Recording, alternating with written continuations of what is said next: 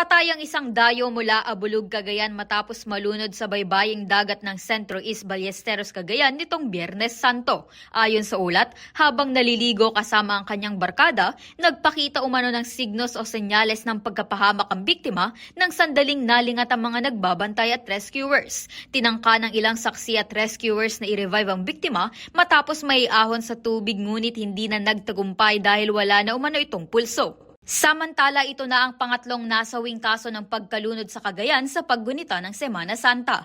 Noonang nalunod ang 10 taong gulang na batang lalaki sa Cagayan River sa Anafunan West noong Marso 31 at isang lalaki sa Maxingal, Lalo, Cagayan noong Abril 1. Mayroon ding 2 muntikang pagkalunod na naitala sa Apari at isa sa Claveria, Cagayan. Pinapaalalahanan naman ng lokal na pamahalaan ng publiko na mag-ingat sa pagligo sa mga dagat at ilog kahit pa hindi mahal na araw. Mula rito sa impilan ng K5 News FM Santiago, ako si K5 Myla Balinan, nag-uulat para sa impilang kampiyon sa balita, serbisyo publiko at kasiyahan sa Santiago City at sa buong Pilipinas, K5 News FM.